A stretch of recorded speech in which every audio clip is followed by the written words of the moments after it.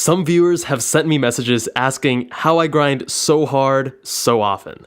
I'm going to share a secret with you. I am, in fact, human. And I too have several moments where doing work or studying is the last thing that I want to do. Over the years, I've learned how to work around it and still manage to get a lot of things done. And in this video, I'll show you how to do the same. If you watch the entire video and follow the instructions, I guarantee that you too will see results. What's going on, guys? Dr. Jabal, MedSchoolInsiders.com. For those of you who are new here, I graduated with my MD in 2017 and matched into a competitive surgical subspecialty. You can learn more on my vlog channel, link in the description below. I am a firm believer that systems produce results. Relying on motivation, inspiration, being energized, or any other fleeting emotion will not sustain you and not deliver the results that you desire. I applied this philosophy to all aspects of my life, from regularly exercising, to eating healthfully, to studying and getting work done. It's the system that delivers the results, period. Now, let's go over how you too can create a system that allows you to overcome feeling tired, feeling bored, or just plain feeling like you don't want to study. The first step is assessing your current state. You know that your study habits and strategies are not working, and you want to fix things. But the tricky thing about advice is that one size does not fit all.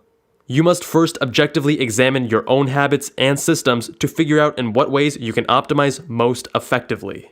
We want to focus on the largest pain points that allow us to put in the least amount of effort and get the maximum results. In order to do this, I suggest you keep a journal or open up a note on your phone and jot down what you are doing and how you're feeling over the course of a day. Who are you studying with? When did you eat? When did you try to study? And when did you begin to feel like you were just over it? Doing this for a couple days will give you a better view of your current systems and pain points. You may find yourself growing more mindful of how you feel and the things occurring around you, as I did. To maintain this, I now practice meditation regularly and journal every night, which I find quite helpful. Step 2, use the power of language. Sounds a bit woo-woo, right? Hear me out. The power of language is the most important part of this entire process. This is the foundation of the entire system. Our world is understood through language. And by making small adjustments, we can very effectively reduce the friction involved in getting work done. Still not with me? Here are some ways that you can implement it. When I tell myself I don't feel like studying, I say out loud, "So what?" No, literally, I actually say "so what" out loud, which snaps me out of this limiting mindset. I am in control and my feelings are fleeting. So why would I follow them? The next time you don't feel like studying, say it out loud and then say, "So what?" Next, use the word "and" instead of "but" when facing your problems. Subtle, right? See it in action. When you say, "I have to study for my midterm, but I'm tired and I don't feel like studying," you're limiting your potential options of action. You're essentially telling yourself, well, I need to study, but I can't because I just don't feel like it. However, when you say, "I have to study for my midterm and I don't feel like studying," you have two separate phrases and the second one doesn't negate the first. You're now telling yourself two independent phrases that don't conflict with one another. I know this totally sounds way out there. As someone who is very scientifically minded, type A, and logical, this initially felt like some touchy-feely nonsense, but I assure you that this works. Try it out and see for yourself how effective it really is. Step 3, lower the activation energy. Dig back to your biology and chemistry classes. Do you remember how enzymes work? They facilitate a reaction by acting as a catalyst, meaning they lower the activation energy. The reaction we're trying to catalyze is getting you to study.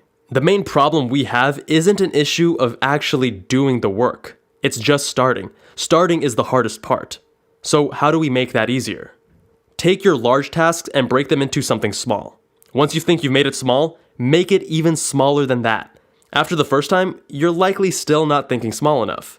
For example, if you need to read 2 chapters in your biology textbook in preparation for your upcoming quiz, telling yourself to read just 1 chapter or even 1 section is still too big. Instead, tell yourself to read just 1 paragraph. No obligations, just 1 paragraph, and then you can assess if you want to keep working or not. And more often than not, you'll find it much easier to keep going. Do the same with your time commitment. It's great that you've blocked out the next 3 hours to do work, But guess what? Studying for 3 hours is incredibly daunting.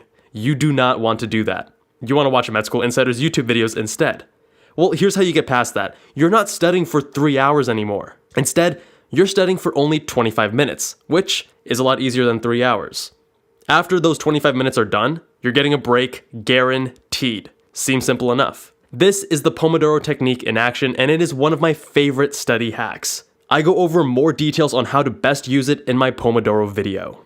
Choose easy tasks to build momentum. Early on in the day, I generally like to knock out the difficult tasks first since it makes the rest of the day a breeze. But I don't always get the luxury of doing that. There are instances where starting is so difficult that there's no way I would be able to tackle the most daunting tasks first. In those instances, I start with something easy. That can be something as simple as doing my laundry or washing dishes. Once I've built that little momentum in getting something small done, having that small victory, it becomes much easier to step it up to something a little bigger. Lower your expectations. This one applies to creative work, such as writing an essay. First, using the steps above, we've already told ourselves that we're not writing an essay, just one sentence. And we're not writing for 1 hour, just for 3 minutes. Now, if you still can't get started, lower your expectations. Intentionally tell yourself that you're going to write something bad. Not that you're going to write something and that if it's bad, then that's fine. No, you are literally going out with the task of writing something bad intentionally. Sounds crazy? Try it next time you're stuck and thank me later. And finally, step 4, add some spice. If after steps 1 through 3, you're still feeling a bit dry, it's time to add a bit of flavor to the process. I find the methods included here to be particularly useful if you've been studying for some time and you find yourself running out of steam. This can be done in several different ways. Here are my favorites that have proven most effective. First, if you find yourself getting bored of looking at your physics textbook, change it up by either doing practice problems or studying for your English class instead. You can either vary the subject, such as going from physics to English, or vary the method of studying, such as reading to doing practice problems. One of my favorite ways to switch things up is by doing 1 or 2 Pomodoro cycles of Anki flashcards and then returning to my original work. It almost always makes me feel more refreshed. Incentivize yourself with rewards. So find something that you're looking forward to and tell yourself you'll be able to do it immediately after you finish your task. Let's say a new episode of Top Gear comes out, or maybe you're excited to go out with your friends on a Friday night. Tell yourself you'll be able to do exactly that as soon as you're done with your work. Watch yourself become much more efficient. Lastly, move. Moving has 2 benefits. First, physically moving your body around with walking or some light exercise is a highly effective way to reset and get into a better mindset, ready for work. Second, moving to a new location can provide enough of a novel stimulus to get you out of the rut and build momentum. By following this 4-step system, you'll be well equipped to get your studying and work done regardless of how you feel. Remember, emotions are fleeting, so don't give them too much weight. To really get the most out of this video and optimize your system, I recommend you watch 2 additional videos. First, 7 steps to cure procrastination, and second, superhuman efficiency and productivity. If you need additional help in honing your study strategies and performing optimally in your classes, visit medschoolinsiders.com. We've recently rolled out our tutoring services where you'll be mentored and taught one-on-one with one of our top doctor advisors.